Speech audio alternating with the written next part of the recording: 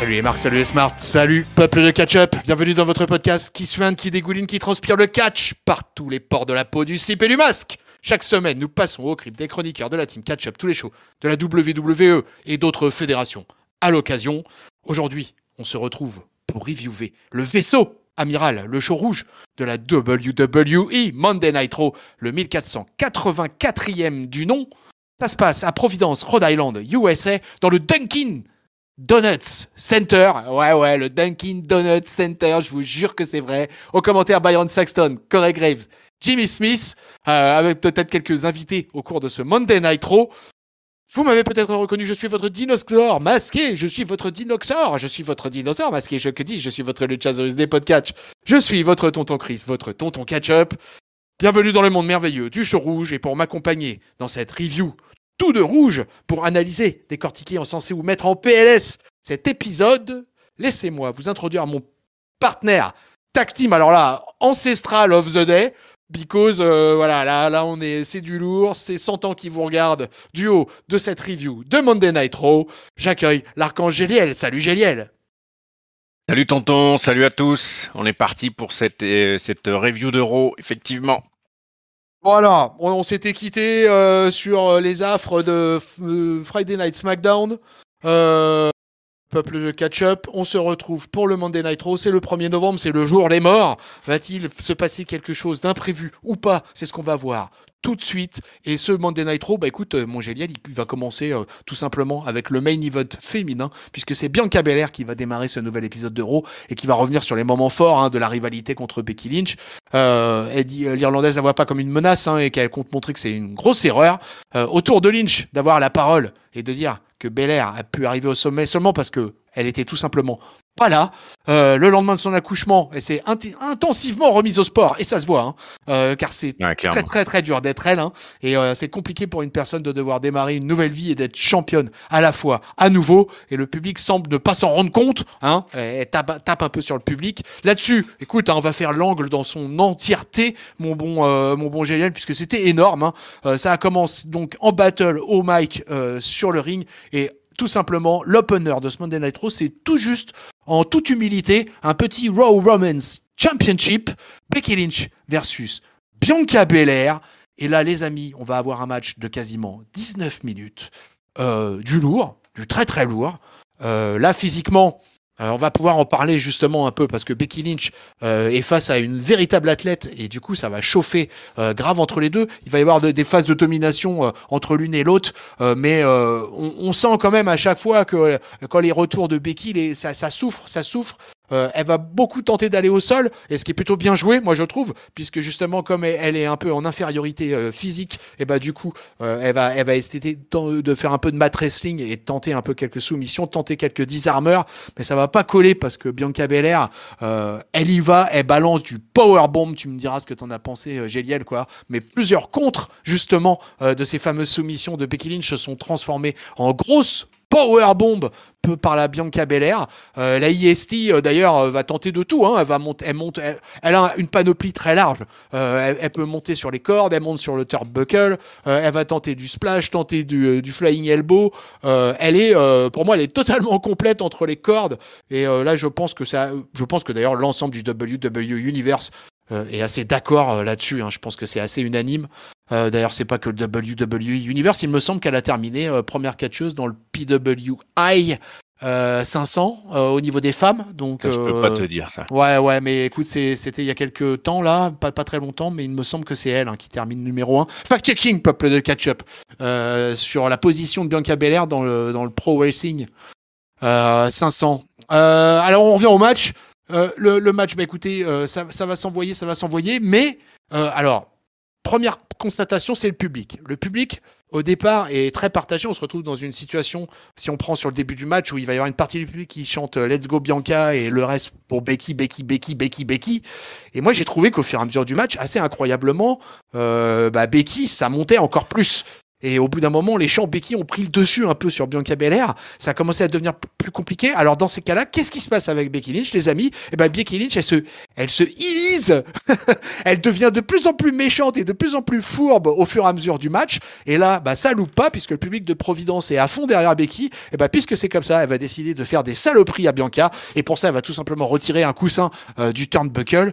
Et grâce à cette petite manipulation, après une distraction d'arbitre, elle envoie sa challengeuse dans le coin découvert qui va se fracasser le front horriblement sur ce turnbuckle. L'Irlandaise va nous faire un bon petit roll-up des familles maintenu en tenant l'élastique du slip, enfin non, du pantalon de catch de Bianca Belair pour le compte de 3. Et au bout de ces 19 minutes, 1, 2, 3, victoire de la championne Becky Lynch. Conserve et l'Arcangeliel prend la parole pour lancer cet opener de Monday Night Raw de fou malade. Ah oui, alors très clairement un gros opener qu'aurait pas pali en main event. D'ailleurs, c'était pas forcément attendu d'ailleurs que ça allait partir en title match dans la foulée. Même si c'est bien monté en pression suite à la promo mic. Mais c'était pas forcé, hein, parce que c'est pas systématique en plus. C'est plutôt, il y a souvent des promos mic où ça se bouscule un peu et puis on se dit bah on se retrouve à la fin pour le main event et on se mettra sur la tronche à ce moment-là. Et là direct ça part derrière. Elles étaient en tenue quoi. Ouais, c'est vrai. Et du coup, bah ça a continué sur la même tension. Le match vraiment très sympa. T'en as parlé, hein. Alors quoi qu'il arrive, Bianca Belair, je crois que génétiquement, de toute manière, elle est au-dessus et en plus du travail dingue qu'elle fait, on sent que c'est une athlète beaucoup plus puissante que Becky Lynch. Par contre, Becky, depuis qu'elle est revenue, elle a un visage vachement plus fin. On sent qu'elle est fit, elle a du muscle apparent, de l'abdos apparent. On sent qu'elle a bossé, hein, qu'elle a vraiment bossé. Et du coup, bah ça rend toujours mieux. Enfin, c'est ce que je dis souvent quand même. Hein. Il y a comme une dimension athlétique dans le catch qui rend tout plus crédible quand c'est un peu plus costaud, quoi. Et donc elles se sont envoyées. Effectivement, tu as parlé de powerbomb, c'est parti dans tous les sens. J'ai bien aimé le jeu du public qui était un peu partagé. Et puis, ben, tu l'as dit, hein, en fait, ils ont tout simplement pris fait et cause pour Becky au bout d'un moment. C'est marrant parce que je te coupe juste un instant, justement, à propos de ça. Quand le public prend parti, à un moment, il y a l'action qui se passe ringside et elle est interpellée, Becky Lynch, par une fan, une jeune fan qui lui dit ah, ton bébé, ton enfant, elle est trop chou et tout ça. Et Becky, elle sort pas du personnage et elle lui fait ouais, je sais, mais c'est normal, elle tient tout de moi, quoi. Oui, et tu vois un peu, chez ce moment-là, quoi, où elle est un peu, elle a un genou à terre.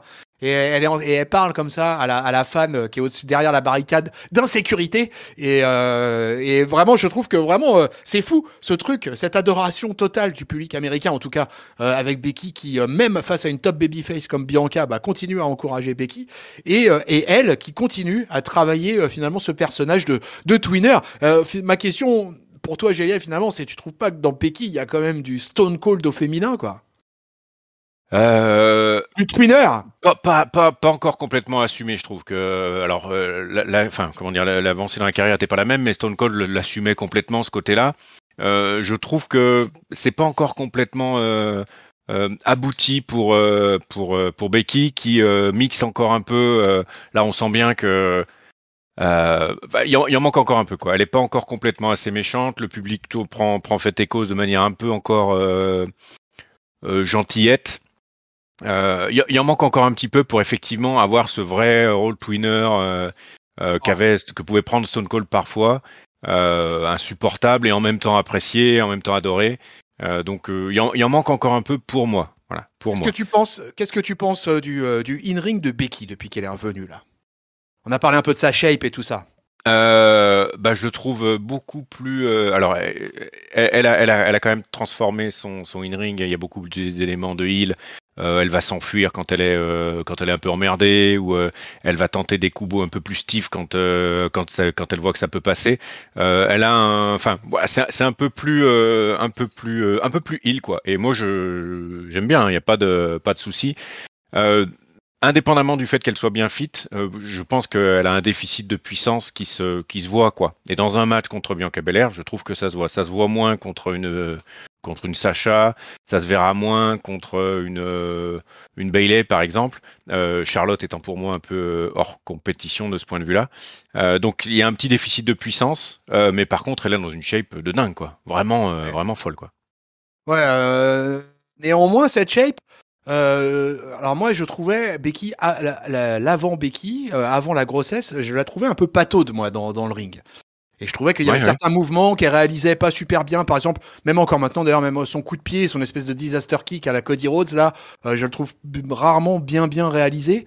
Mais par contre, comme elle est un peu en déficit physique par rapport à une Charlotte ou par rapport à une Bianca, le fait qu'elle soit revenue dans une espèce de forme pas possible fait que certaines lacunes in-ring pour moi passent moins parce que je la trouve moins pataude justement du fait que je la trouve plus véloce et tu vois plus et puis là elle est face à une gamine là. Ouais, ouais. La Bianca elle est pas là pour déconner hein. Quand elle passe une powerbomb moi j'aimerais pas prendre une powerbomb de Bianca, je vous le dis les amis, pas question de me faire bousiller les reins quoi. Ouais, j'ai plus le dos pour supporter ça, on est bien Ah d'accord, hein. non, non, ouais, non, pareil. Non, je rentrerai pas dans cette catégorie. J'ai pas envie de me retrouver à l'hôpital, gainé des doigts de pied jusqu'à la nuque.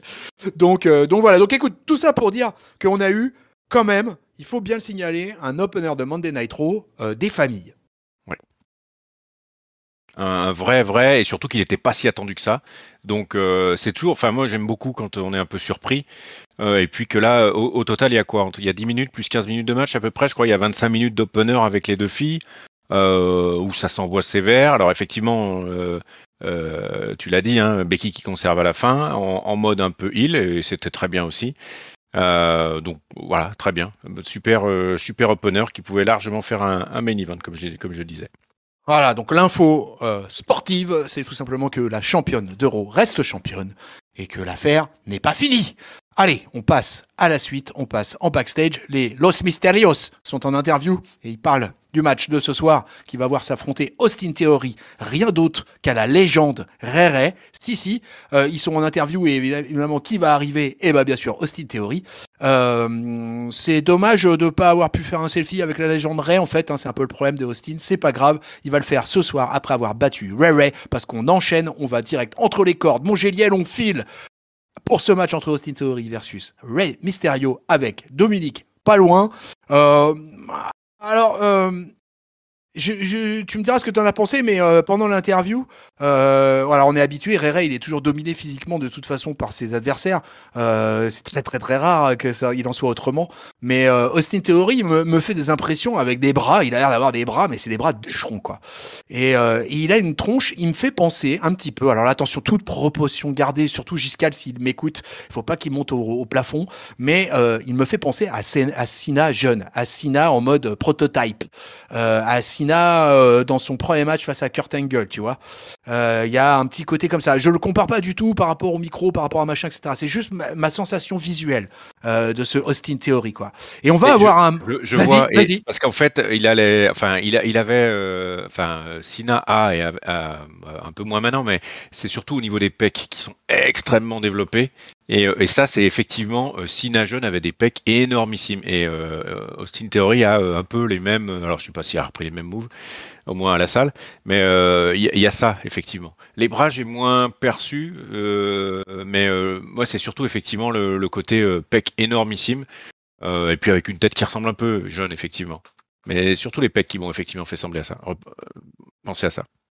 Et du coup, on va pas se retrouver avec un petit match comme ça au passage, quoi, puisqu'on va quand même avoir un match de 10 minutes 30 entre Austin et Ray, quoi, vraiment le vétéran face au presque rookie, parce qu'on peut pas en fait lui considérer comme rookie vu qu'il était là en 2020, qu'il est reparti faire un tour à NXT et qu'il est revenu notre ami Austin Theory. Et finalement, ça va pas trop bien se passer. Le rapport puissance vitesse, alors effectivement, il est au final largement à l'avantage du plus jeune. On sent que vraiment le problème qui va devoir se régler, ça va surtout être entre Austin et Dominique. On sent que papa, il est un peu là pour passer les plats dans cette rivalité, j'ai envie de dire. Mais du coup, pour faire toujours profiter de sa bonne forme aussi à notre ami Ray, quoi, qui continue à m'ébahir semaine après semaine, qui continue à avoir du temps d'antenne, de pas lancer des matchs de 10 minutes tranquille dans le vaisseau amiral. Vas-y Ray, vas-y tonton, il est derrière toi. Et puis bah finalement, ça va quand même pas très bien se passer pour notre ami Ray parce qu'après avoir porté placer un slam au Mysterio. Le Theory va en profiter pour placer un dropkick à Dominique à l'extérieur. Prends ça dans ta face. Ray va reprendre quand même un peu le momentum et il va envoyer Theory dans les cordes. Dominique, il va en profiter à ce moment-là pour se venger, pour frapper Theory au retour. Et ça va causer, de fait, la disqualification de Papa. Alors là, pas beau. Ah là, Dominique, la disqualification de Papa, quoi. Austin Theory bat Rey Mysterio par disqualification. Ça, c'est quand même triste, hein, Jeliel. Hein. Je suis d'autant plus attristé que c'est salement botché de mon point de vue. Effectivement, il y a Ray qui court pour faire le 619. L'arbitre, il est en train de regarder Ray. Pas du tout Dominique. Dominique met sa bonne gaufre dans la tête à Austin Theory. Mais l'arbitre ne regarde absolument pas. Donc le truc... voilà. Et derrière, il nous siffle une disqualification de l'espace. Nous, on l'a vu à peine sur le montage vidéo. Enfin, moi, je l'ai vu à peine. Et par contre, en revoyant le truc, parce que j'avais pas compris, l'arbitre ne regardait pas. Donc, ouais, ça aurait pu être effectivement une fin qui alimente le truc. Mais là, c'est raté. Enfin, pour moi, c'est raté parce que du coup, le Ray peut s'énerver contre le fils. Mais voilà, je trouve que la fin est botchée. Bon. Voilà, effectivement, ça part vers Theory, Dominique, c'est très bien, ça me pose pas de soucis. Je trouve que, je l'avais déjà dit, je crois, mais je le trouve un peu irrespectueux, Theory, donc par rapport à Ray. Mais ça, c'est peut-être mon cœur de vieux fan de catch qui s'émeut, on va dire. Mais sinon, on va voir ce que ça donne entre l'ersatz de Senna et puis le New Dominique tout green. Voilà. Ouais, là, on est vraiment, alors là, pour le coup, dans un truc entre jeunes. Bon, Papa est pas très content à la fin, mais Papa pardonne quand même, quoi, parce que c'est pas très très grave, quoi. C'est juste une. Là, on est vraiment dans un truc, dans une rivalité de low mid card. Ouais. Ils sont en train de construire tout doucement, finalement, notre ami Austin Theory, Dominique aussi. Hein. Là, j'ai presque envie de dire que c'est deux mecs qui sont en plein développement, mais qui font ça de manière incroyable, puisqu'ils font ça dans le vaisseau amiral de la WWE, quoi, le show historique. Et ça, c'est quand même fort quelque part. En tant que jeune catcheur de 22-23 ans, c'est en soi une sacrée responsabilité, mais en même temps un vrai kiff, non? Ouais, ça c'est sûr. Par contre, la fin d'année avance, la route vers le Rumble va pas tarder à arriver. Puis derrière, par rapport à ce qu'on s'était dit, l'éventuel départ de Ray, je trouve qu'on s'éloigne un petit peu de la fameuse feu de père-fils qu'on n'avait pas forcément appelé de nos voeux, mais qui pouvait sembler se dessiner avec l'histoire qui se racontait, etc. Parce que du coup, s'il part sur un Austin Theory, Dominique Mysterio avec tout ce qui peut aller derrière, bah du coup, le nombre de fois où ils se sont engueulés, ça aura servi à rien, quoi. Alors c'est pas la première fois qu'ils lancent un truc et qu'ils abandonnent, hein, c'est pas le sujet. Mais voilà, moi j'aurais aimé le voir parce que ça inscrivait quelque chose qui était un peu dans la durée, puis qui me plaisait sur cette histoire de passation dont on avait aussi parlé ensemble plusieurs fois.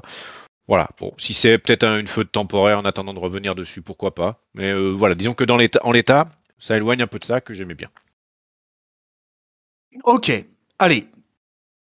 Pendant ce temps-là, notre ami Seth Rollins est de retour à Monday Night Raw. Monday Night Raw, c'est de retour, hein, ça c'est quelque chose.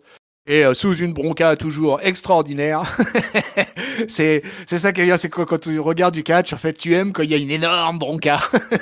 C'est bien quand même du bout à gogo. Il sait y faire, hein. Ah ouais, il sait y faire. Avec un costard toujours, une horreur absolue pour les yeux. Hein, cachez vos yeux, hein, parce que c'est un coup à devenir aveugle par moment, quoi.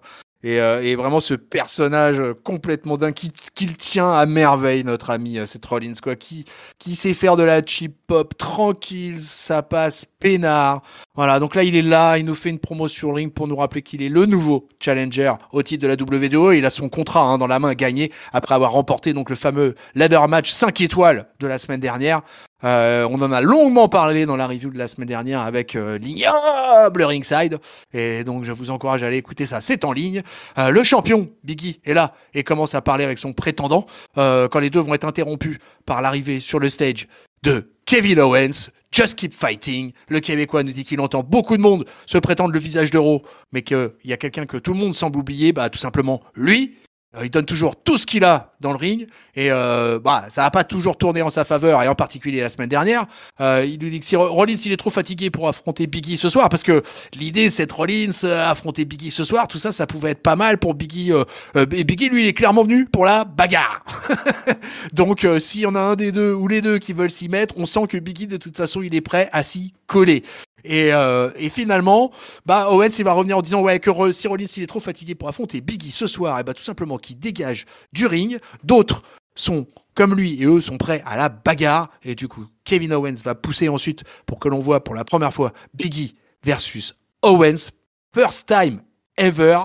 Et Biggie est archi partant. Y a vraiment pas de problème quoi. Le mec est prêt, le mec est chaud.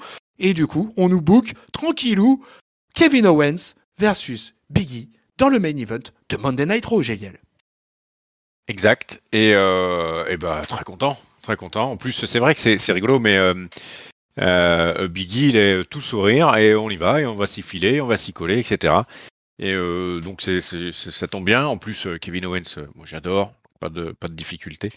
Donc c'est parti. Moi ça me va bien. Ouais, écoute, je suis dans le même cas. J'aime les 3 catcheurs. La promo, elle passe vraiment tranquillement. J'ai trouvé Biggie, beaucoup plus chaud, beaucoup plus. Ça faisait un ou deux, peut-être plus à l'aise, tout simplement. Ça faisait un ou deux, 3 weekly que je trouvais que il y avait un truc qui collait pas trop. Et puis et là, par contre, je l'ai senti bien. Belle interaction avec le Rollins parce que le Rollins il est archi à l'aise au micro et que donc c'est pas simple. Et qui c'est qui arrive? Un énorme talker, en l'occurrence notre Kevin Owens québécois et qui lui aussi. Alors j'ai bien aimé la répartie entre du Biggie, just keep fighting, ouais ok, mais just keep winning surtout quoi. Et moi c'est ce que je fais quoi.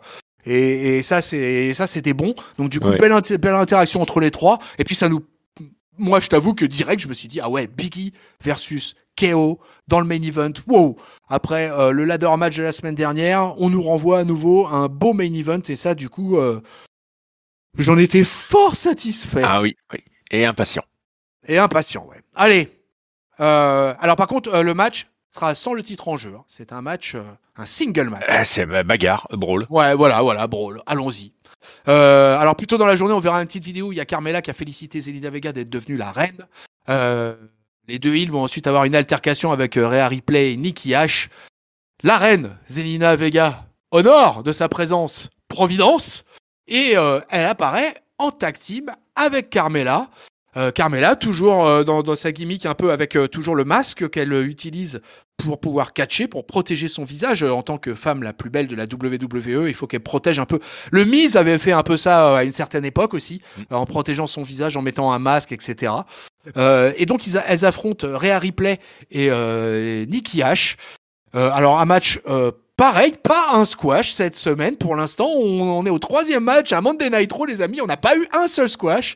Un match de 8 minutes 15, l'un des plus longs matchs par équipe, j'ai regardé sur le dernier mois, l'un des plus longs, peut-être, même si on comptait même le Queen's Crown, c'est plus long que la plupart des matchs du Queen's Crown, et du coup 8 minutes 15 de match entre les 4 filles, avec des heels insupportables, avec bien sûr un peu de promo au départ pour lancer la chose, pour que tout le monde s'agenouille devant la reine, quand même, faut pas déconner, et ça passe plutôt pas mal, l'entente avec Carmella est plutôt bien. Corey Graves qui est dans une situation un petit peu étrange avec Carmella et je trouve particulièrement bon et particulièrement drôle pendant ce segment. Et du coup ça passe bien, le public de Providence joue à fond le jeu, tu me diras ce que tu en as pensé, enfin en tout cas moi sur la version de son que j'ai entendue, j'ai trouvé que le public de Rhode Island était à fond et donc elles ont eu droit à une belle hit pour les heels qu'il fallait. Pareil, belle pop pour Rhea Ripley et Nikki Ash. Alors Rhea Ripley, on va en parler, mais bon, pour moi, elle est un peu perdue là dans cette tag division féminine. Ça, c'est un autre débat, les amis. Mais du coup, elles vont nous donner un match pas dégueulasse. 8 minutes 15, allons-y. Et puis finalement, ça va se passer pas terrible parce que le match, au bout de 8 minutes 15, le problème, c'est que là, on voit toutes les lacunes de Carmella, Queen Zelina. Heureusement, il y a Nikki Ash est quand même là pour faire le boulot, pour balancer du crossbody, Rhea Ripley pour envoyer des gros big boots. Donc du coup, après ça va aller un peu dehors. Alors quand ça va dehors, je trouve que ça se passe mieux avec Zelina et Carmella. Dès qu'on est entre les cordes, il y a quelques limites quand même. Et puis finalement, alors que Carmella elle envoyait Ripley contre la barricade d'insécurité, Zelina elle va porter son code red sur le ring à Nikki, profitant du tumulte pour la victoire des Heels sous une magnifique hit. Finalement, c'est ce qu'on doit retenir. Une nouvelle équipe est en train de se mettre en place, en l'occurrence Carmella et Queen Zelina, mon cher Géliel. Par où commencer? La hit de Carmella largement justifiée. Je pense que même il faudrait plus pour que parce elle est fatigante entre son gimmick avec le masque, sa voix insupportable, son in-ring très léger. Alors effectivement, dès que c'est un peu moins technique, un peu moins académique, oui, où il faut balancer des coups de poing ou sauter un peu à gauche à droite en dehors du ring, ça passe mieux. Mais in-ring, c'est quand même ultra faible. Zelina Vega, c'est pas grand chose. Alors on parlait de déficit physique de Becky Lynch, mais alors Zelina Vega, allons-y quoi, c'est là. Et surtout quand en face, il y a 1m55 Nikki H qui compense elle par une espèce de dynamisme, d'énergie qui fait que même avec effectivement moins de puissance, ça compense, ça fait la blague quoi. Puis Rhea Ripley complètement perdu la pauvre là-dedans. Je suis très déçu quoi. Le match était pas mauvais, mais j'ai pas envie de voir Carmella, j'ai pas envie de voir Zelina Vega, et surtout pas gagner contre Rhea Ripley et Nikki H quoi. Donc ça ne me disait absolument rien. Et, j'ai passé un très mauvais moment à entendre Carmella une fois de plus hurler de sa voix de crécelle. Voilà, j'en peux plus. Bon, dès lors qu'on part du principe que j'ai dézingué Carmella à cette antenne plus qu'il n'en faudrait, je pourrais encore à nouveau le faire. Non, mais laisse, je le fais. Et c'est pour ça que du coup je mets un mais à tout ça. Parce que moi je me dis que quitte à avoir Carmella à l'antenne et à la faiblesse du in-ring de Zelina couplée, je trouve que c'est plutôt une bonne idée qu'a eu la WWE de mettre ces deux filles en tag team. Je pense qu'elles n'ont absolument aucun avenir en solo. Carmella a eu son moment de gloire. Miss Money in the Bank, championne du monde, ok. Carmella a eu son moment de gloire. Zelina sort juste de son moment de gloire avec ce Queen's Crown. Et finalement, comme j'ai pas envie de les voir en individuel dans des squash matchs indéterminés et ennuyeux, je trouve que vous voulez les mettre à la télé, mettez-les en équipe, écoutez, pourquoi pas. Je trouve que ce système de la plus belle femme de la WWE avec la reine, allons-y, allons à fond dans le gimmick quoi. Et du coup je suis pas réfractaire à l'idée de cette tag team. J'espère juste que on nous balance pas ça pour 1 ou 2 weekly et puis que finalement ça va disparaître ni vu ni connu. Je pense que la tag team division féminine a largement besoin d'avoir des équipes en renfort parce que là le paysage est vraiment très clairsemé, voire presque inexistant. Et enfin, pour terminer sur les deux adversaires, en l'occurrence Nikki H et notre ami Rhea Ripley, Nikki H, la copine intime de El Patron IRM, moi je trouve qu'elle est très bien. Je trouve qu'en tag team ça marche très bien. C'est une fille qui est faite pour ça. Ça me pose pas de problème Nikki H. Par contre, ce qui me pose problème, c'est sa partenaire, en l'occurrence Rhea Ripley. Moi je suis désespéré de voir Rhea Ripley en tag team. Je veux la voir en individuel. Je veux la voir dans le main event ou en tout cas dans le up mid card. Je ne comprends pas que Rhea Ripley on continue à la faire végéter dans cette tag team division féminine. Là, j'avoue que là ça me déplaît fortement. Et que là, en plus, elles ont perdu parce qu'il fallait installer les heels, il fallait installer la nouvelle équipe Carmella Zelina, et que donc du coup elles perdent. Donc Rhea Ripley, on est à perdre des matchs face à Carmella et Zelina Vega quoi. Donc où va le monde? Où va le monde, mon bon Géliel? Où va le monde? Il va pas là où on a envie de le voir en tout cas. Enfin, de mon côté, franchement. On est bien d'accord. Allez, on continue d'explorer ce Monday Night Raw. Et là, on va avoir un petit passage avec Chad Gable et Otis qui vont féliciter Biggie en coulisses pour lui dire qu'il va faire en sorte que son règne signifie quelque chose. Biggie, il veut pas s'associer avec eux. Il leur dit que s'il veut pas que Gable le transforme comme il a transformé Otis, quoi, voilà, ça l'intéresse pas trop. Gable lui souhaitait alors qu'on retourne à Monday Night Raw de manière assez agressive et véhémente, ma foi. Un Gable pas sympa avec le Biggie, quoi, pas sympa avec le champion. On va avoir une petite vignette pour nous dire que Veer, on lui a ajouté un nom, puisque Veer, l'Indien, alors si vous vous rappelez, pour vous situer un peu le personnage, c'est notre ami qui était avec Jinder Mahal. Et avec Shankti, et dorénavant, Veer, il s'appelle Veer Mahan. Il a un peu de peinture sur le front, mais ça, il l'avait déjà. Il est patibulaire, mais presque, mais ça, on le savait déjà. Et surtout, l'information, c'est qu'il est en solo, Veer Mahan. Et on le verra à l'œuvre, écoutez, remis à une date ultérieure. Là-dessus, match, catch, Chad Gable, dont on vient de parler, arrive et va affronter Finn Balor, tranquillou, qui vient se glisser un petit match en milieu de carte de Monday Night Raw. On va avoir le match le plus court de la soirée, mon bon Géliel, puisqu'on va avoir un match de 5 minutes 45. Un truc assez enlevé, parce que comme tous les deux sont très rapides, très véloces, que ça s'envoie, que ça saute sur les cordes, que Chad Gable en plus est très bon dans tout ce qui est souplex, avec mise au sol, et je relance encore une souplex derrière, et il en utilise 2 ou 3 comme ça différentes.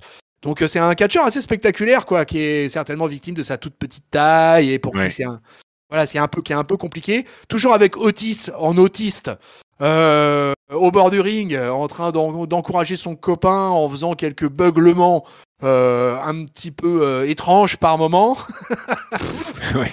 Voilà, et au final, on a un match assez enlevé, mais assez rapide. Donc 5 minutes 45, ça va aller assez vite. Gable va finalement réussir à porter une superplex à son adversaire, mais Balor va le renverser en tombée. Alors ça, c'est plutôt bien joué, j'ai trouvé plutôt bien filou, parce que la prise est spectaculaire, et Balor fait vraiment un truc de malin et renverse en tombée pour le compte de 3. 1, 2, 3, victoire de Balor, pas super probante, quoi. C'est une victoire clean, certes, mais avec un petit roll-up des familles. Donc voilà, génial. Alors, en tout cas, le retour, on peut dire que ça annonce que Finn Balor continue à avoir un peu de temps d'antenne après le gros ladder match, la grosse performance qu'il a livrée la semaine dernière dans le main event de Monday Night Raw. Oui, je suis d'accord avec toi. Je reviens juste un tout petit peu au début sur ce que tu as dit par rapport à Var, là, qui est en train de... C'est ça, hein, Var Avir. Je confonds Ivar et Avir. Moi, je suis pas mécontent qui commence à arriver. Je l'avais vu un peu quand il était avec Jinder Mahal, et j'avais trouvé que c'était le plus probant quand il était un peu sur le ring, qu'il avait vraiment des choses sympas. En plus, pour le coup, c'est un sacré bestiau aussi. Donc, je suis intéressé par voir ce que ça va donner. Donc, c'est cool qu'ils investissent plutôt sur lui plutôt que sur l'autre, dont j'ai bouffé le nom. Et puis après le match, alors très sympa, très content de voir Finn Balor. J'ai trouvé Chad Gable très très méchant, pénible, stiff, fourbe, etc. Finalement, ça allait plutôt bien.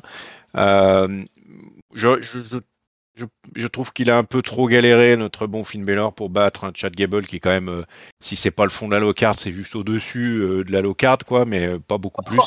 Bing, Chad Gable, si tu nous regardes. Non mais, enfin, voilà, qu'on soit clair. Et donc j'aurais aimé qu'il galère un peu moins, mais sinon la fin est vraiment effectivement sympa, outre le retournement sur la superplex. Le pin derrière, bon voilà, ok. Je vois mon Finn Balor qui gagne, je suis très content.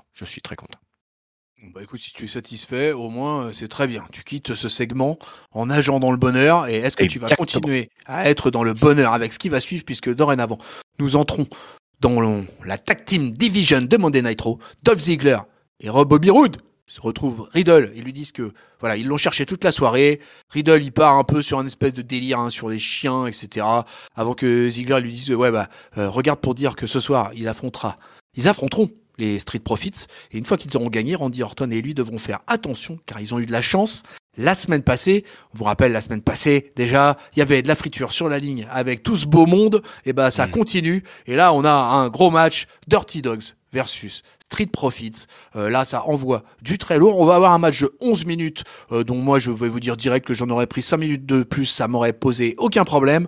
Comme la semaine dernière, d'ailleurs, à la fin, on aura Omos qui sera apparu pendant le match pour attirer l'attention des Street Profits. Omos, il en a vraiment après les Street Profits, quoi.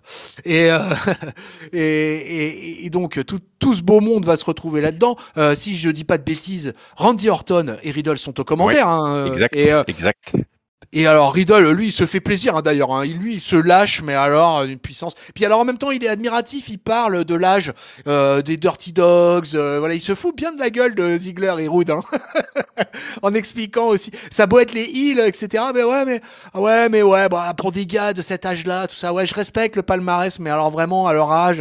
Et ça m'a bien fait rire, quoi, tout le passage de. Et je trouve que Randy Orton, il est hyper à l'aise, de plus en plus à la cool, content d'être là. Sans parler de sa pop, hein. Sans parler de sa pop. Et d'ailleurs, Riddle, au commentaire, ne va pas arrêter d'en parler de ça. Il lui dit, mais t'as vu, mais le public, il veut Randy. Exact. Et il lui dit, alors du coup, Orton, il rebondit là-dessus parce que je crois que pendant les Monday Night Raw, le public entend certains commentaires. Ils entendent pas tout, mais ils entendent une partie de ce qui est dit à la table des commentateurs, quoi. Et en fait, du coup, Randy Orton renverse le truc en disant, ouais, mais ils vont chanter Riddle, etc. Et ça loupe pas, quoi. Dans les 30 secondes qui suivent, il y a un chant Riddle qui commence à partir, quoi. Et du coup, ça met une ambiance à ce match, mais écoute, de feu de Dieu. Moi, j'avais le son à fond. C'était que du bonheur. Les Dirty Dogs sont dans une shape éblouissante. Les deux gars, là, effectivement, je crois qu'on en a parlé déjà tous les deux, de l'âge de Bobby Roode et de Dolph Ziggler et tout ça, quoi. Mais que eux, c'est des vétérans flamboyants, j'ai envie de les appeler comme ça. Et du coup, ça nous donne un super méga match de folie. Où ça s'envoie avec un Montez Ford comme d'habitude, à la bataille dans les airs, et un Angelo Dawkins qui lui justement essaye de ramener un peu tout le monde sur le tapis, et en collant au passage quelques driftaway ou des petites choses comme ça, des petites milliardises, et c'est plutôt cool. Finalement, cette fameuse apparition de Homos va être quand même fatale pour les Street Profits. Ziggler va pas laisser passer l'occasion, il va porter son zigzag sur Montez Ford, un zigzag létal, ça faisait bien longtemps qu'on n'avait pas vu ça, pour l'emporter. 1, 2, 3, victoire des Dirty Dogs. Angelo Dawkins va essayer d'attaquer Homos ensuite, mais il va se faire envoyer, ou plutôt balancer au sol, comme une vieille bouse. et Riddle va essayer à s'en prendre au géant, mais il va être aussi repoussé comme un gros monstre. Le Randy aura pas une envie folle de venir en découdre, même si le public réclame le RKO. Randy, il est de l'autre côté, ouais, on le voit côté ringside, il s'agite, voilà, exactement, mais il en donne pas plus, quoi.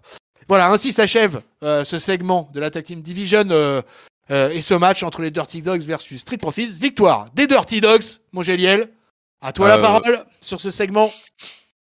Très très sympa, très sympa. Puis il y avait du beau monde. Il y avait vraiment du beau monde. Le public, alors le public était quasiment, effectivement, autant, comment dire, c'est rigolo, autant hypé par ce qui se passait au niveau des commentateurs avec Randy et puis Riddle. Cette pop, mais ouais. C'est un truc de dingue, quoi. Et autant que sur le match qui s'est bien passé, il y a encore eu des sauts de Montez Ford qui étaient complètement épiques quand il saute depuis le coin du ring sur les deux. Enfin, c'est encore du très très grand Montez Ford, quoi. Donc j'ai trouvé ça vraiment très sympa. L'arrivée de Homos derrière.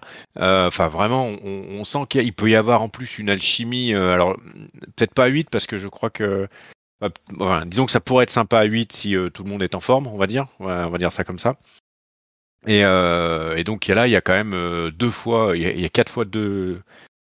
Non, il y a 4 fois deux catcheurs là qui peuvent s'envoyer vraiment très très lourd, quoi. Donc vraiment très très sympa. Le match était vraiment bon. Effectivement, Roode et Ziggler, ça déroule, hein. Et malgré l'âge. Donc rien à dire. Vraiment très très bien. Tu penses que malgré la rivalité là avec Austin Theory, tu pourrais quand même avoir potentiellement l'équipe des Los Mysterios dans la Tag Team Division? Il y a plusieurs mecs comme ça qui pourraient nous faire une grosse Tag Team Division à Raw. Là, s'ils déconnent pas, il y a moyen de nous faire vraiment du catch par équipe vraiment sympa, quoi. Pour revenir un petit détail sur Virman, l'Indien.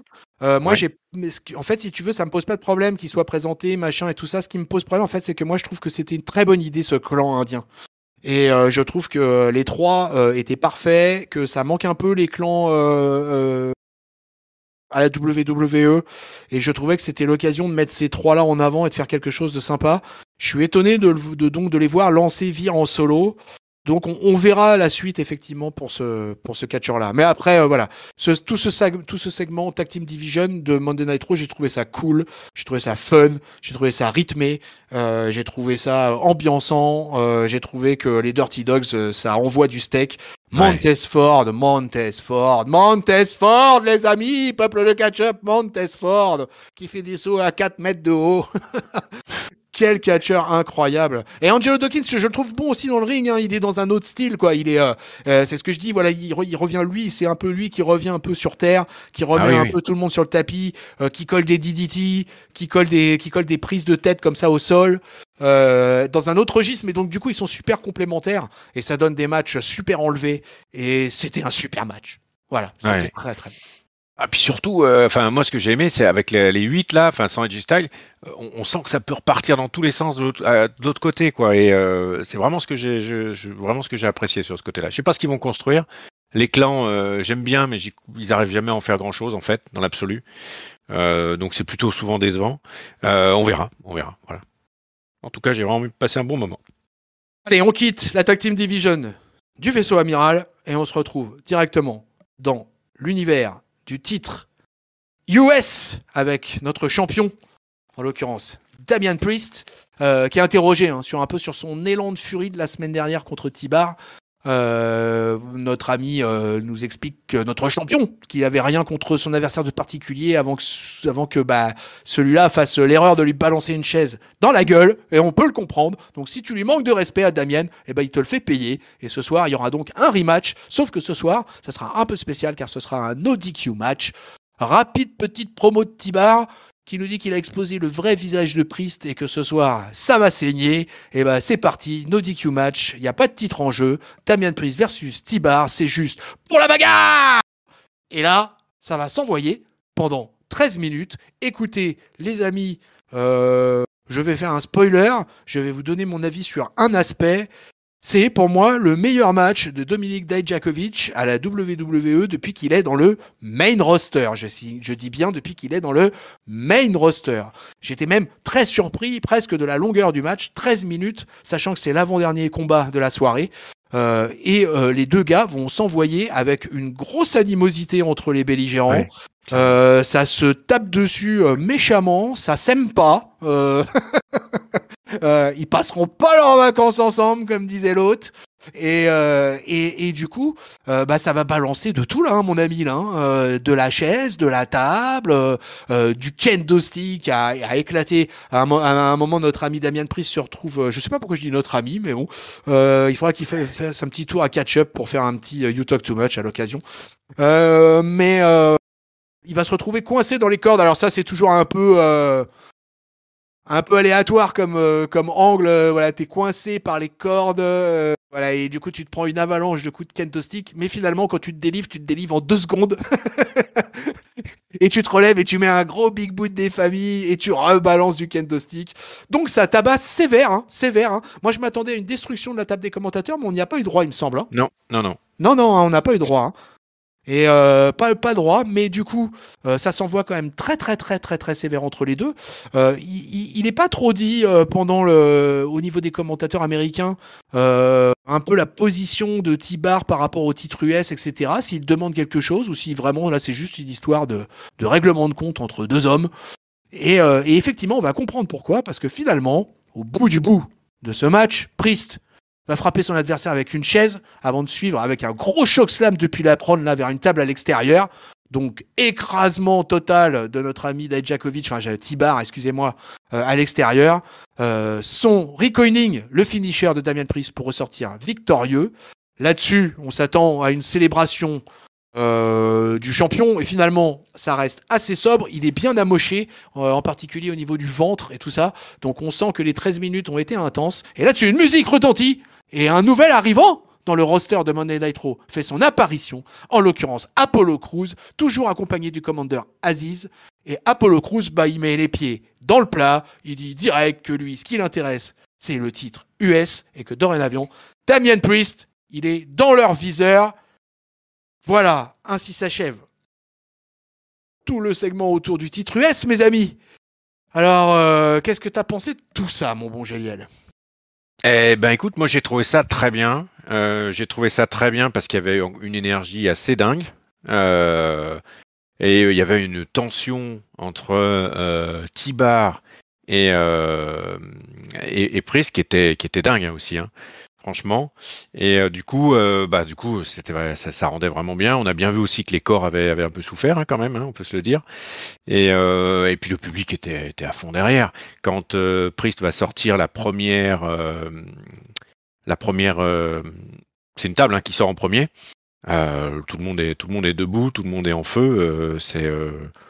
On sent que c'est quand même quelque chose qui part bien quoi. Et comme tu disais, Tibar finalement vachement plus crédible que d'habitude, vachement plus intéressant finalement que d'habitude, puisqu'il met Damien Priest dans une situation assez, enfin on l'a jamais vu aussi énervé avec les yeux qui étaient pas révulsés, mais qui étaient vraiment très sortis de leurs orbites. Et puis il a bataillé Damien Priest pour aller chercher cette victoire. Donc super match, belle opposition. Bah, Tibar il sort un peu de nulle part enfin voilà, il aurait peut-être mérité un peu plus de construction parce que là il fait un gros match en fait contre Priest. Ça aurait pu être encore plus sympa si on avait eu un Tibar buildé un peu plus fort pour vraiment montrer le truc. Mais là ils ont fait le job. C'était un très bon moment, très bon moment. Je ne t'entends plus, tonton. Ouais, excuse-moi, j'avais coupé le micro. Tu connais mon affection pour Damian Priest, donc ça me dérange pas là qu'il développe un Dark Side of Damian Priest. Complètement. Donc il est babyface, mais on développe un Dark Side, donc pourquoi pas. Moi, ça me va bien. Moi, je trouve le mec excellent. Enfin, franchement, je trouve qu'il a tout. Moi, je le dis hein, depuis des années maintenant sur Catch Up, hein, que depuis qu'il est arrivé à NXT et jusqu'à maintenant, qu'il a le total package. C'est un catcheur qui a une gueule, qui a un moveset, qui a une entrée. Alors, ils lui ont changé sa musique et tout ça, mais finalement, Ouais. ça va, ça passe. Moi, ça m'a pas trop posé de soucis particuliers. C'est un gars qui a des statistiques folles depuis qu'il est dans le main roster. Parce que, tenez-vous bien, peuple de catch-up, le champion US de la WWE, il est toujours invaincu en 1 contre 1 depuis son arrivée dans le roster principal. Il est dans une série de 21 victoires consécutives en 1 contre 1 à la TV et en pay-per-view, tout combiné. Et sa dernière défaite, ça date de WWE NXT, et c'était face à Karrion Kross, et c'était il y a 301 jours. Ça vous donne un peu l'idée déjà de la confiance des officiels qu'ils ont en ce garçon, et l'impact qu'il a en tant que mec venant de NXT. On parle souvent, et parfois à raison, de la difficulté de la montée de NXT dans le main roster. Et ben là, écoutez, on a un exemple parfait, thèse, antithèse et synthèse. Et Damian Priest, run incroyable, Géliel, j'ai envie de te dire. Ouais, je suis d'accord. Et en plus là, sur ce match-là, il nous montre autre chose, quoi. Ce côté énervé, vraiment pas content. On l'avait vu plutôt face à communiquer avec le public en mode un peu The Rock, et c'était très sympa. Vraiment, hein, j'aime bien pour cet aspect-là. Et là, sur ce qu'il nous montre, sur ce côté où il peut aller la chercher, la victoire un peu avec les dents. J'ai trouvé ça très sympa aussi quoi, et ça confirme ce que tu dis quoi, le côté multifacette, total package du gars quoi. Et ouais, je suis entièrement d'accord avec toi et on sait pas trop où est-ce qu'il peut aller hein, mais je trouve qu'en plus il est encore plus en shape qu'il y a quelques temps, donc ça veut dire qu'il bosse, donc il veut y arriver. Go quoi, moi je suis fan du bonhomme également. Oui, et puis pour parler de son adversaire, moi, Dominique Dijak, enfin T-Bar, j'ai trouvé, voilà, comme je vous l'ai dit en spoiler, c'était pour moi son meilleur match à la WWE en main roster. J'ai vraiment trouvé le match énorme, je l'ai trouvé intense, comme je l'ai vu à NXT. Je l'ai trouvé impliqué, je l'ai trouvé en plus dans un no DQ match. Il en a vécu quelques-uns à NXT aussi. Et du coup, moi, j'ai trouvé que le match et les mecs s'étaient envoyés. Vraiment du plaisir, mais de toute façon, ce Raw, il durait en fait en temps réel, il durait 2h11.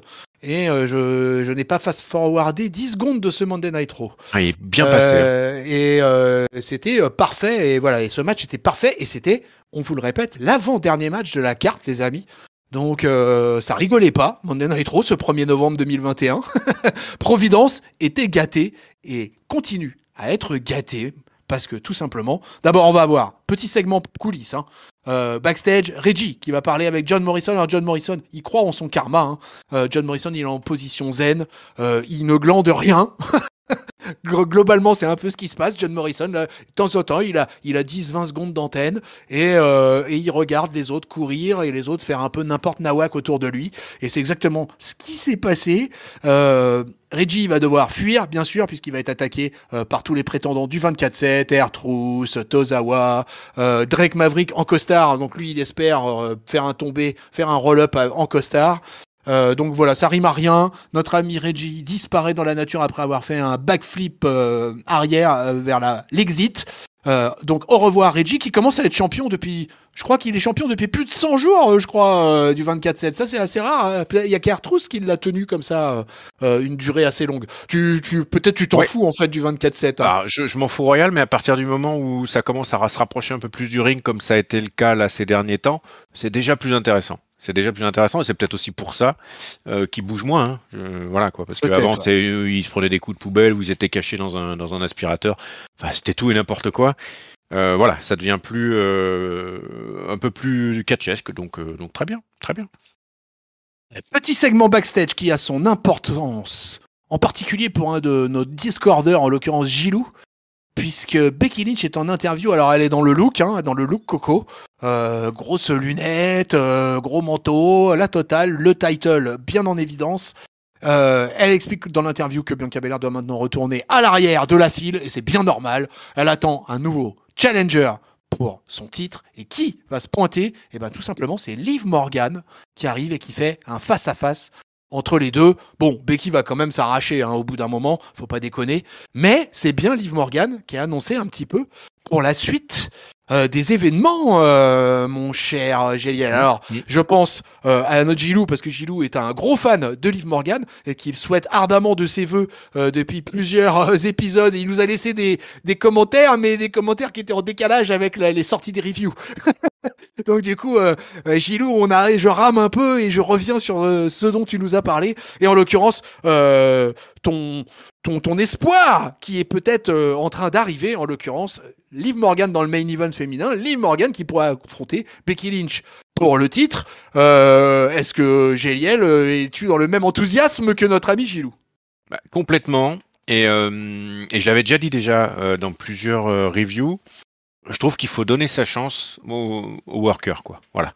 Et je trouve que Liv Morgan, sur ce qu'elle a montré par rapport à ce qu'elle était capable d'envoyer in-ring ces dernières années, voilà, que elle s'y est mise, quoi. Elle est carrément sortie du Zelina Vega, de toutes ces espèces random qui occupe la low card féminine, et je trouve que pour ça vaut le coup de l'emmener un peu plus loin que des matchs de 30 secondes perdus, quoi. Voilà. C'est une catcheuse qui plaît beaucoup aux jeunes, Liv Morgan, il faut bien le dire quand même, quoi, de toute façon.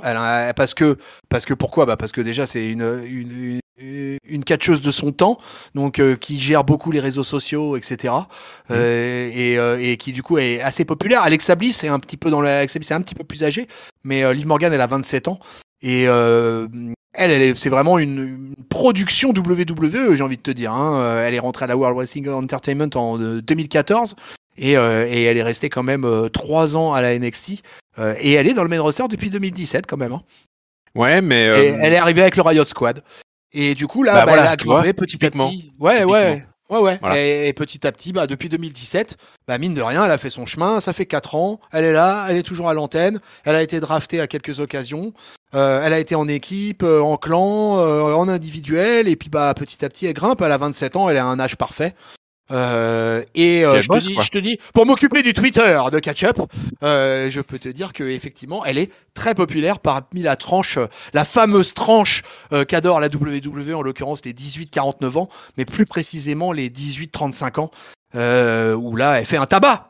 Ah, parce que 18,49, ça fait le paquet complet de pain de mie. Hein.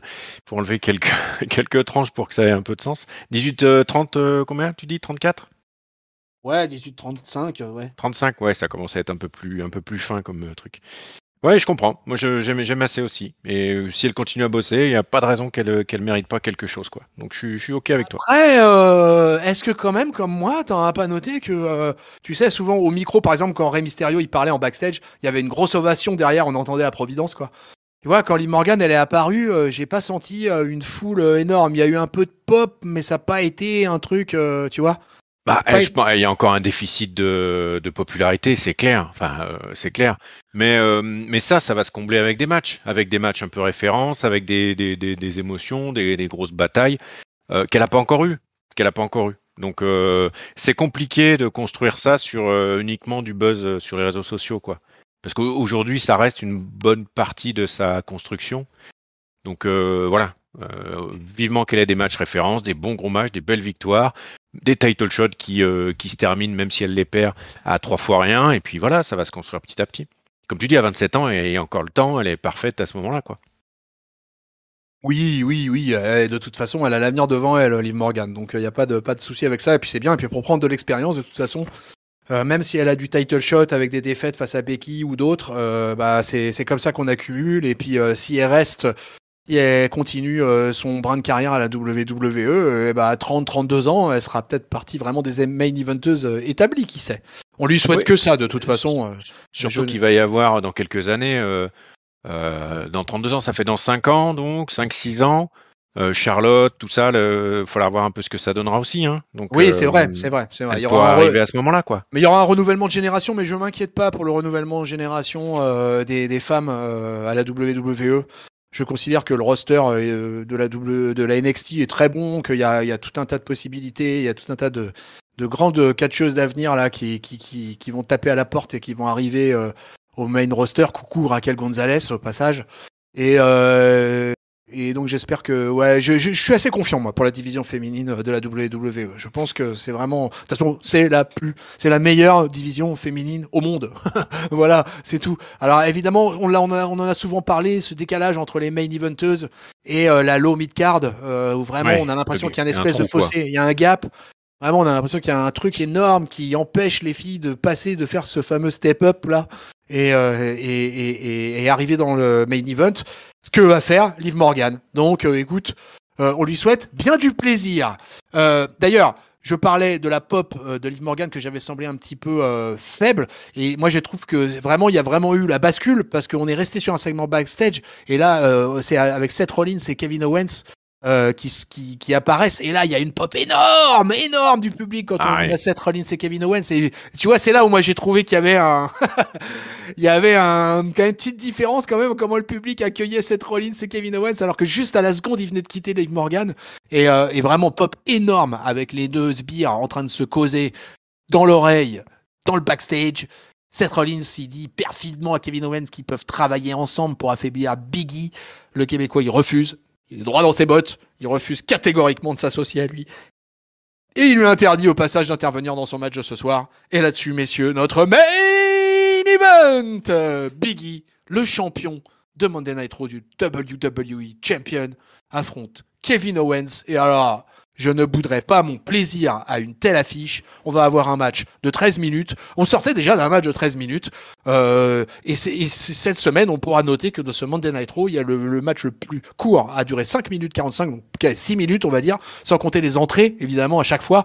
On ne compte que le plat de résistance au catch. Et du coup, bah là, ce dessert, ce main event, bah alors là, mon bon Géliel, de la puissance, du stiff, parce que les deux mecs Ouais. sont pas du genre à y aller mollo.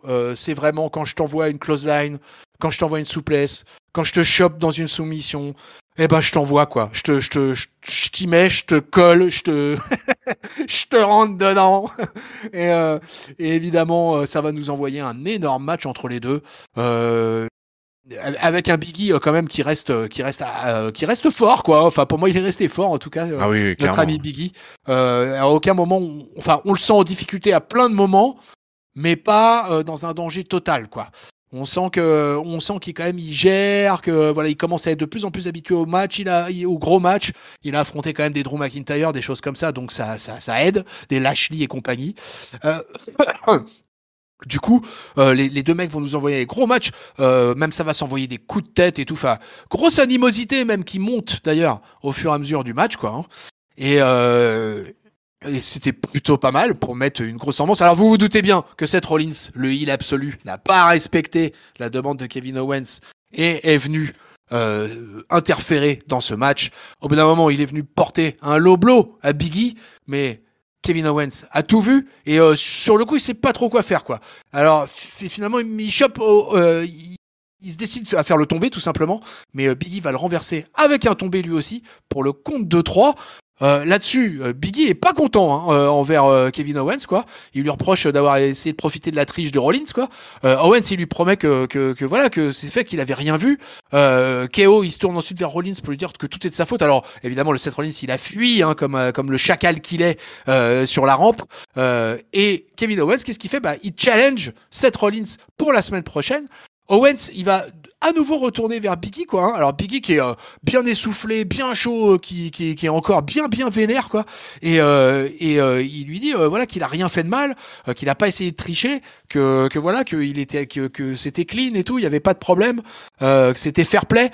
Et le champion le croit pas. Et j'avais un espèce de doute, mais il lui recolle un big ending, non? Oui, c'est ça. Mais oui, Dans la c'est foulée. c'est l'extension du domaine du big ending, bien sûr. Et fatalement, bah, mauvaise soirée pour KO hein, quand même, hein, qui a perdu le ladder match la semaine dernière, qui se retrouve à nouveau dans le main event de Monday Night Raw face au champion et qui cette fois perd encore une fois. Alors pas un tombé certes, mais il finira quand même par se prendre le big ending. Ainsi s'achève ce main event de Monday Night Raw, mon cher Géliel. De l'action en pagaille, du lourd, du très très lourd. Ouais, de l'action, De de la bagarre. l'histoire, de la bagarre, du brawl, c'est le brawl. Un Biggie effectivement de plus en plus à l'aise et ça c'est quand même, enfin moi je trouve ça agréable quoi. Un peu en mode c'est bon là, je vous ai tous remerciés ou j'ai tous tenu compte de tout le monde. Maintenant à moi de la ceinture est à moi, il va falloir venir la chercher quoi. Et c'est très bien, c'est très bien. Il change un peu avec le côté rigolard du New Day donc c'est très bien. L'opposition avec Kevin Owens forcément ça envoie du très très lourd. J'adore Kevin Owens et dans l'énergie qu'il met également donc c'était très très bien. L'intervention à la fin effectivement de Seth Rollins qui arrive attendu en fait hein, attendu mais bien joué bien exécuté pardon et donc bien moi j'ai bien aimé tout jusqu'au moment où Biggie remet un big ending à Owens parce que je l'ai trouvé inutile en fait ce truc. Owens semblait suffisamment emmerdé et puis énervé contre Rollins pour que ce soit suffisamment crédible. Je pensais que Biggie pouvait tout à fait montrer son énervement ou le fait qu'il avait été déçu en se barrant ou d'une autre manière que de remettre un coup à Kevin Owens qui n'était finalement pour rien du tout dans le truc quoi.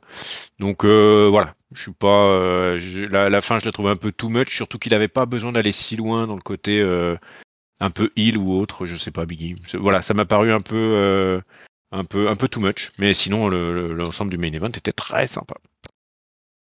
Ouais, ça m'a pas posé de soucis, ce petit côté un peu heel de Biggie. Je pense que c'est surtout lié sur le fait de la colère et un peu une sorte de déception de voir KO un peu se la jouer un peu traite, parce que KO est quand même dans un alignement de top babyface.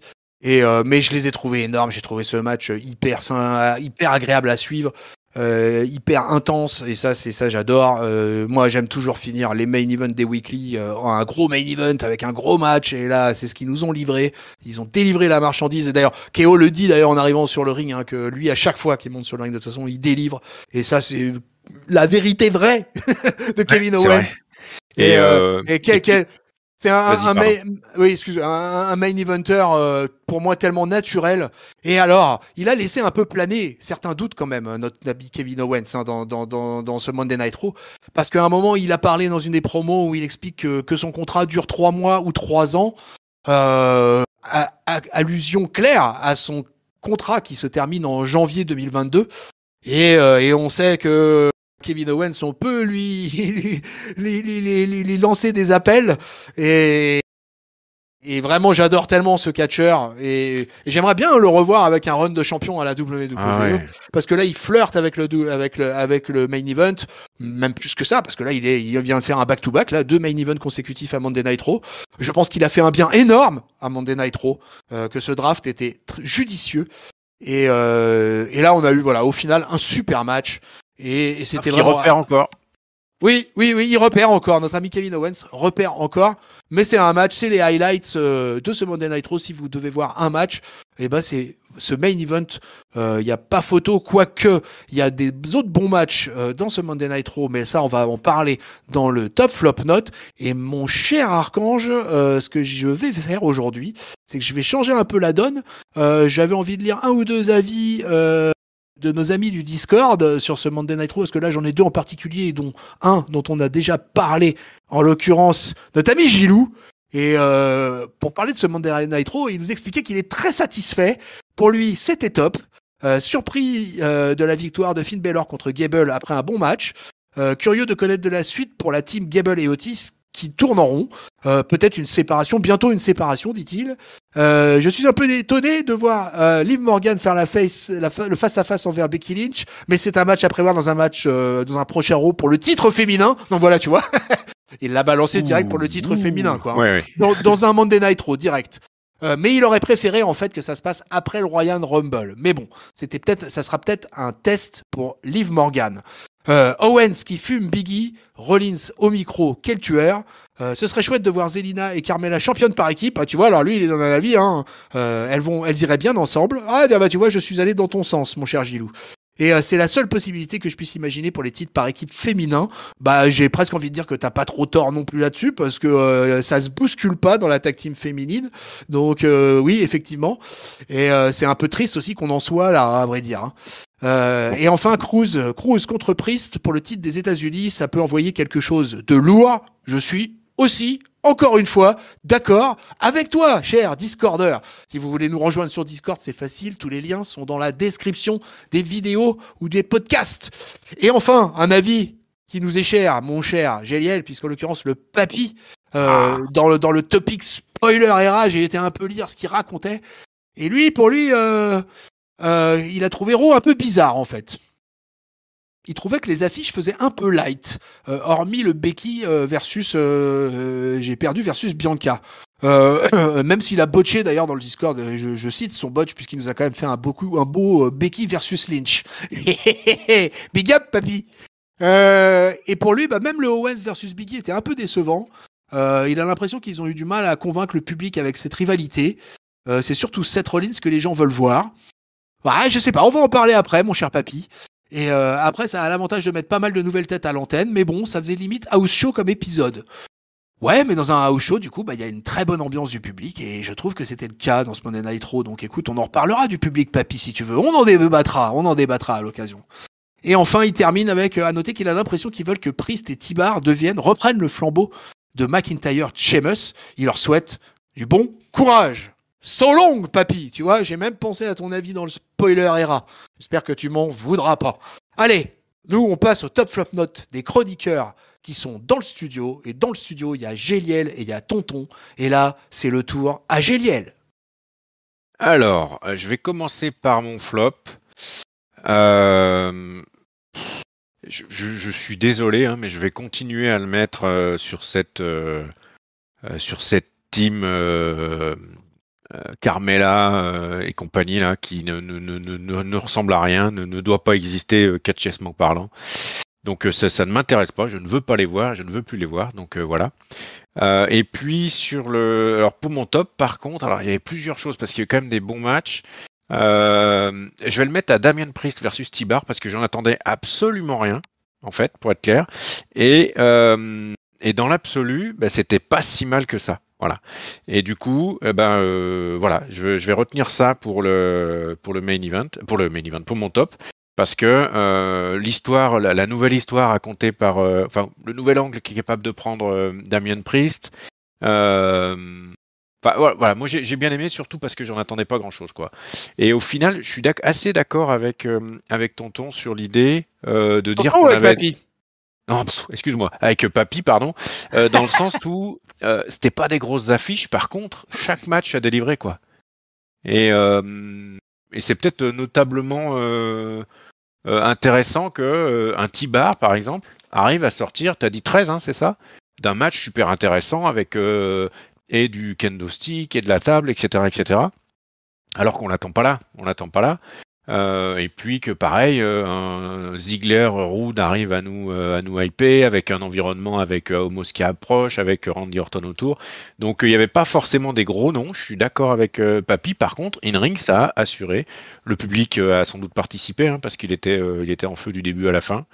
Même si il est parti plutôt côté heel parfois, avec comme on l'a dit avec Becky. Donc voilà, moi j'ai bien aimé. Et puis ma note, je l'ai pas vu passer en fait, hein, donc c'est forcément signe d'une bonne note ça. Et je vais mettre un 3,5. Voilà. Je suis toujours un petit peu fanboy de tout ça. Donc un 3,5 pour ce roux. Eh bien, une très belle note. Eh bien, écoute, moi, la semaine dernière, déjà, j'ai mis un 3,75 € et mon ignoble Ringside avait mis un 4,25 € de la semaine dernière. Faut dire qu'on avait eu un feu d'artifice avec ce match de l'échelle.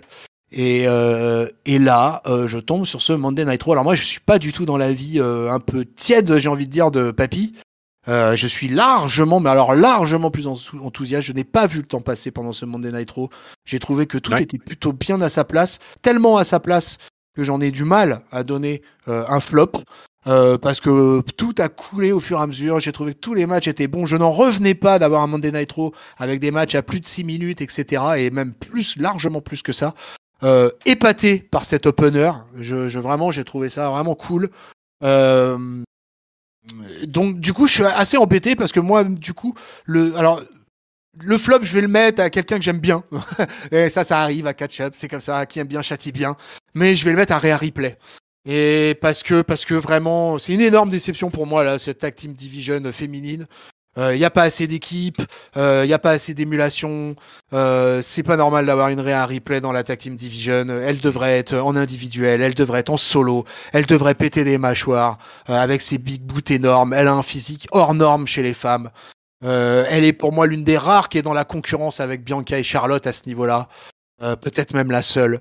Et puis on a toujours notre Asuka qui nous manque, qui est pas là. Bisous Ouais. Asuka. Ouais. Mais clairement, enfin voilà, elle fait partie des filles. Rhea Ripley, pour moi, qu'elle est vraiment rentrée dans la sphère du main event. Et c'est pas du tout ce qui se passe. Alors évidemment, je sais bien, tonton, t'es trop impatient. Elle est dans une phase de transition. On me dira toujours. Mais oui, mais le main event, il peut s'ouvrir à plusieurs filles à la fois. Moi, j'ai envie de voir des triples menaces. J'ai envie de faire des fatal four way. J'ai envie de voir des matchs de l'échelle avec plein de femmes qui sont là pour gagner ces ceintures.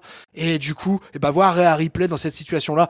C'est pas comme si ça durait depuis 2 semaines. Hein. Maintenant, ça fait quand même plusieurs mois que ça dure cette affaire.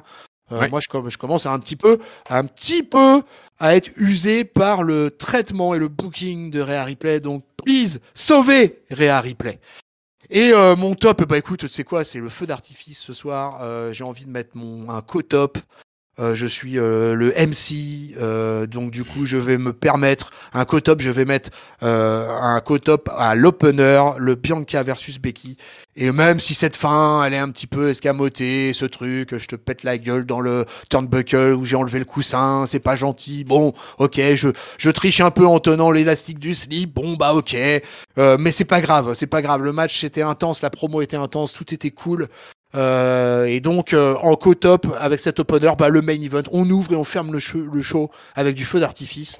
On aura eu 2 matchs de championnat dans cette soirée pour les 2 titres suprêmes féminins et masculins. Ah non, c'était un non-title le main event. Excusez-moi, c'était un non-title.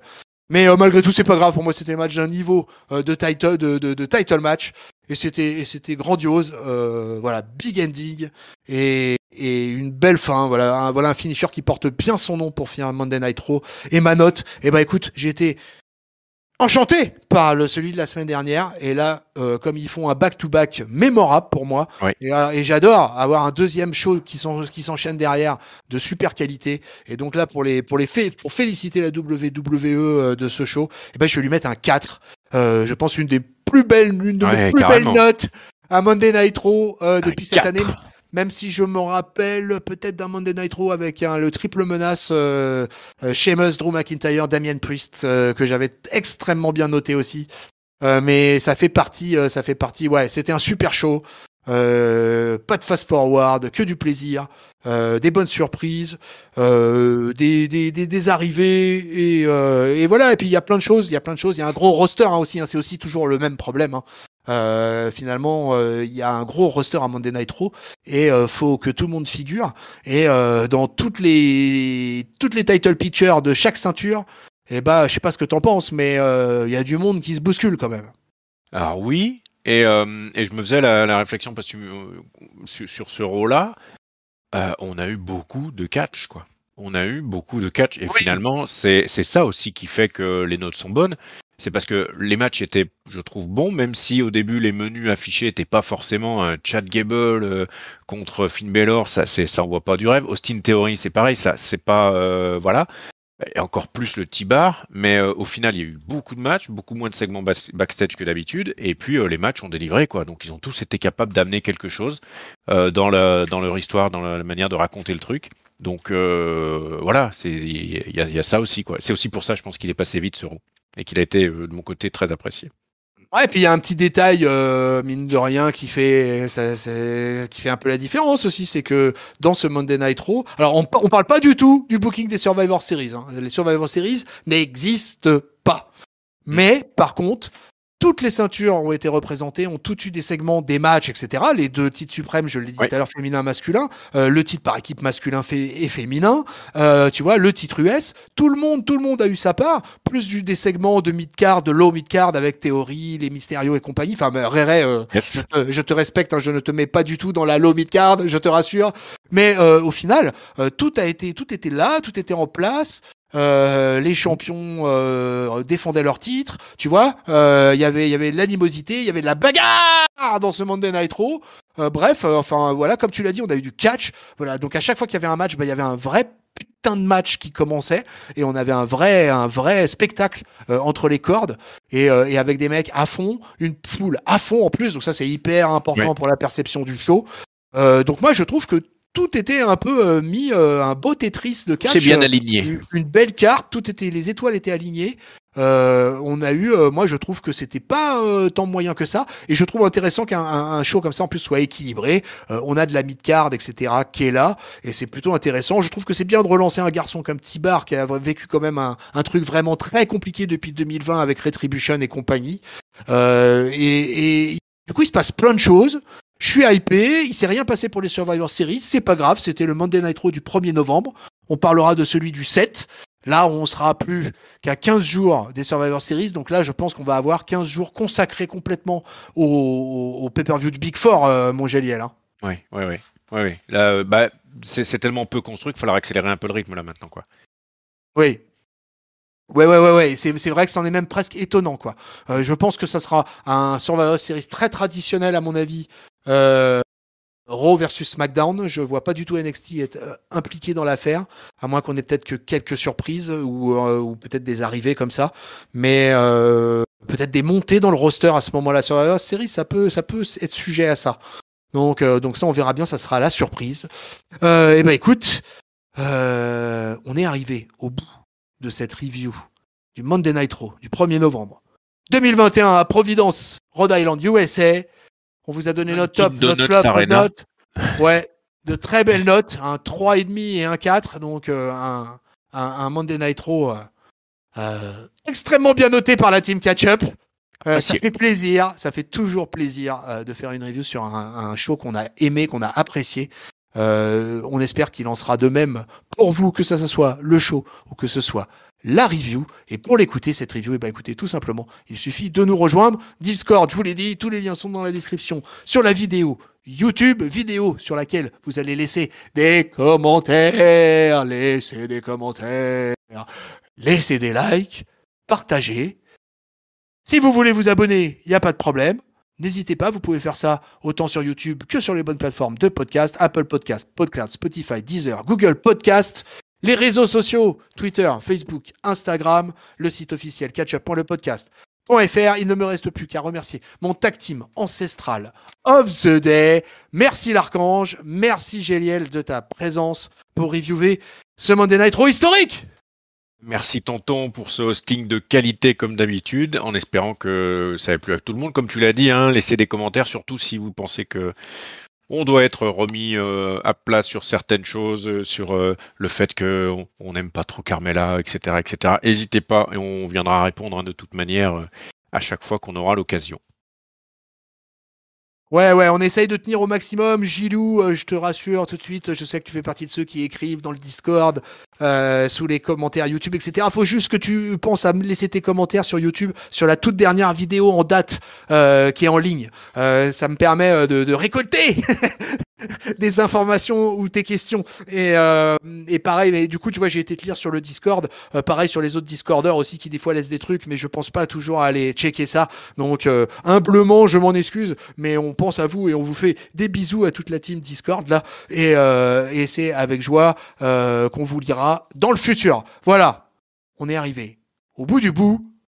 Bon Géliel, en ligne, on peut juste vous dire qu'on a le SmackDown du 29 octobre 2021 hein, qui est en ligne. Toute votre actualité habituelle. Voilà, on est en vue, là, on est sur la route des Survivor Series, là. Donc j'espère qu'on va rentrer dans des reviews en triple menace, en Fatal 4-Way, vraiment en honneur du Big Four historique de la WWE. D'ici là, on vous souhaite une bonne semaine pleine de catch. On vous fait les bisous. On vous fait les cordes à linge plein la face. Salut Géliel. Salut tonton, grosse close line et au revoir à tous. Salut peuple de catcheur.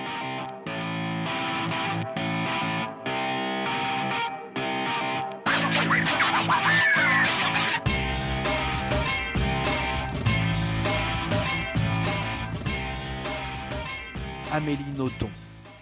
Attention, ceci est une annonce d'Amélie Nothomb. Il y aura toujours dans la foule un crétin qui, sous prétexte qu'il ne comprend pas, décrétera qu'il n'y a rien à comprendre. Voilà, sur le cul. Elle patronne. Mais ça, vous le savez déjà.